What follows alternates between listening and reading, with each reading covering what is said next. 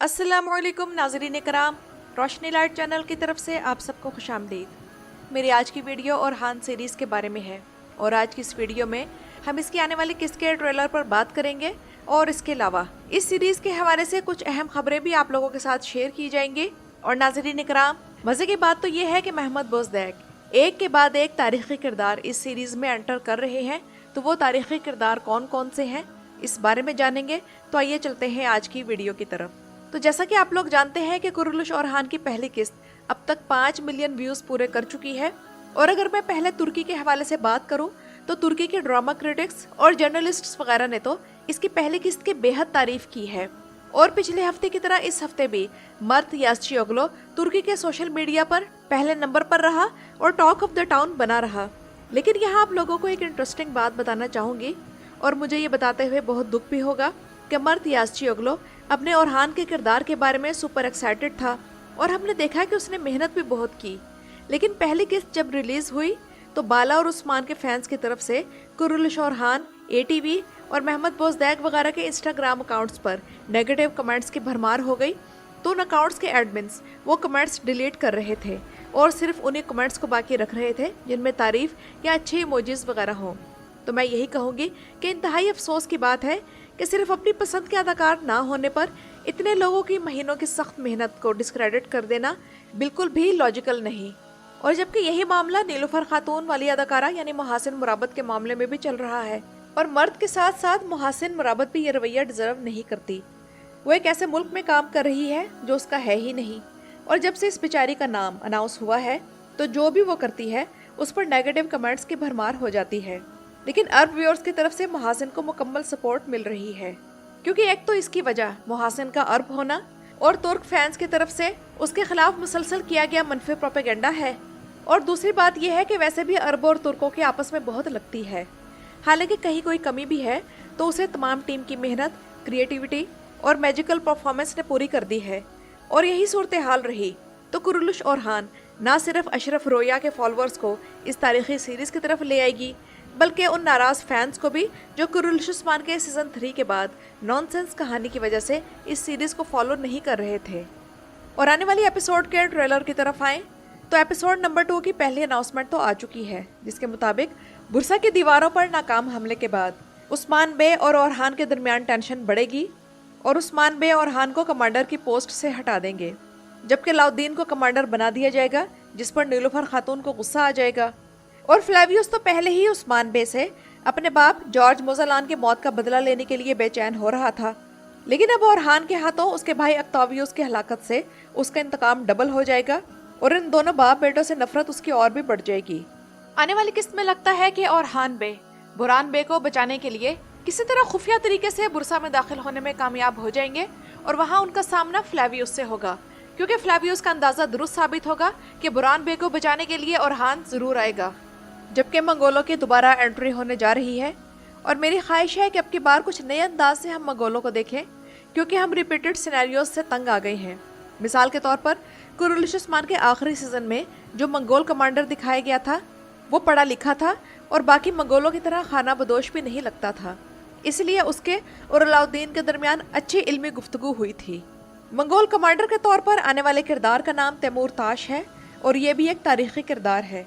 इस किरदार के आने से फ़ायदा ये होगा कि उसके आने से इल्खानी सल्तनत और उस्मानियों के बाहमी ताल्लुकात के बारे में अंदाज़ा होगा। और यहाँ बताते चलो कि 1300 ईस्वी में तैमूर ताश नाम के एक मंगोल कमांडर ने अनातोलिया में खौफ व हिरास फैला रखा था और मोहम्मद अली नूर ओगलो को मंगोल कमांडर के तौर पर लेना एक इंतहाई अच्छा फैसला है। वैसे मुझे लगता है कि जो नेक नामी मोहम्मद अली नूर ओगलो ने सलाहुद्दीन अय्यूबी में नूरुद्दीन जंगी का किरदार अदा करके कमाई, तो अब एक जाबिर मंगोल कमांडर का किरदार देकर महमूद बोज़दैक सीरीज के फैंस से उसे गालियां पढ़वाकर वो तमाम नेक नामी बराबर कर देंगे। तो नाज़रीन इकराम, जहां ये नया मंगोल कमांडर जो इस सीरीज में आने वाला है वो एक तारीखी किरदार है, तो दूसरी तरफ मैं यहाँ दुरसुन के किरदार पर भी थोड़ी बात करना चाहूँगी। तो अभी तक ये वाज़ेह नहीं हुआ कि ये किरदार तारीखी है या नहीं, लेकिन इस किरदार की जो तफसील एटीवी ने दी है वो ये है कि दुरसुन दुश्मन सरदार का बेटा है और उसकी हलीमा से मोहब्बत रवायतों को बदलने के लिए काफ़ी है। वो घोड़ों की बोली जानता है और हवाओं से बातें करता है। वो नस्लन उस्मानियों का दुश्मन है, मगर उसकी पहचान बहादुरी है। तो नाज़रीन इकराम, ये तफसील पढ़कर जो दुश्मन मैं समझ रही हूँ, अगर ये वही है तो फिर ये भी एक तारीखी किरदार है। क्योंकि अगर ये दुश्मन सरदार का बेटा है तो क्या ये कहीं कारासी अमारत के सरदार याशी बे का बेटा दुर्सुन तो नहीं है जिसका तारीख में जिक्र है? क्योंकि तारीख के मुताबिक दुर्सुन बुरसा के मुहासरे के वक्त ओरहान की मदद के लिए उनके साथ था। तो कहानी आगे जाकर मजीद वाज़ेह हो जाएगी। और अगर कंफर्म हो गया कि ये दुर्सुन कारासी अमारत से ही ताल्लुक़ रखता है तो इसका मतलब ये है कि एक और तारीखी किरदार महमूद बोजदैक इस सीज़न में कारा खलील और तैमूर ताश के साथ ले आए हैं। और नाज़रीन इकराम, इस सीज़न की एक और ख़ास बात अलाउद्दीन का लॉजिकल रोल है। उसके करैक्टर की जो नेचर है उस हिसाब से ये रोल उसे बिल्कुल सूट कर रहा है कि वो इसलिए उस्मानी फ़ौज का कमांडर नहीं बनना चाहता कि उसे ओहदे का कोई लालच है, बल्कि वो इसलिए कमांडर बनना चाहता है कि उसने शाहीन शाह की आंखों में ओहदे का लालच और ओरहान से हसद साफ झलकता देख लिया है। इसलिए वो नहीं चाहता कि इतना अहम ओहदा किसी लालची और हासिद के हाथ में चला जाए। अलाउद्दीन की ये फरमाइश ओरहान बे की ही हिफाजत के लिए है। और पिछली किस्त के आखिरी सीन में महमूद बोजदैक ने बड़ा बेहतरीन कंपैरिजन ये दिखाया कि एक तरफ कबीले के दीवान में नए कमांडर के सिलेक्शन का फैसला हो रहा है और दूसरी तरफ ओरहान बाज़ंतीनी यूनिट पर हमला करके उन्हें तबाह बर्बाद कर रहा है, जिसका हेड फ्लेवियस का भाई ऑक्टावियस था। इस सिनेरियो के बारे में सबसे अच्छी चीज़ ये है कि एक तरफ हमें ओरहान और उसके साथियों की बुरसा की फतह की मुहिम के बारे में की गई स्ट्रगल का मालूम होता है, और दूसरी तरफ ऐसे किरदार भी देखने का मौका मिलता है जो लॉजिकली ओरहान के खिलाफ हैं। और लेकिन जब सबको हकीकत मालूम हो गई तो अगली किस्त में इनका क्या रिएक्शन होगा ये हम देखेंगे। और सिनेरियोस की ये मजबूती एर्तुगरुल और उस्मान सीरीज के पुराने सुनहरे दिनों की याद दिलाती है। और ज़बरदस्त चीज़ तो ये भी है कि सरदारों का अब दीवान में मरकजी किरदार है और हर किरदार को परफॉर्म करने का मौका और डायलॉग्स दिए गए हैं। ये बहस भी करते हैं, अपनी राय भी देते हैं और यहाँ तक कि अपने लोगों का मुहासबा भी करते हैं, चाहे वो ओरहान ही क्यों ना हो। उस्मान सीरीज़ में ऐसा नहीं था और दीवान के सरदार कोई फालतू से किरदार महसूस हुआ करते थे, जबकि इस सीरीज़ में सबकी ज़िंदगी नॉर्मल है। उस्मान में अपने पोतों से खेल रहे हैं, ओरहान और नीलूफर की बेहतरीन बॉन्डिंग है, अलाउद्दीन और ओरहान की बेहतरीन अंडरस्टैंडिंग है। लेकिन एक अगर सही नहीं है तो वो मलहून खातून ही है। और इस सीरीज़ के जिन व्यूअर्स को चमगादड़ों के ड्रोपिंग इकट्ठे करने वाले सीन की समझ नहीं आई तो मैं बताते चलूँ कि नीलूफर खातून और हलीमा खातून ने कहा था कि चमगादड़ों के ड्रोपिंग्स इकट्ठी करने से बुरसा की फतह के लिए फ़ौज की ताकत में इजाफा होगा।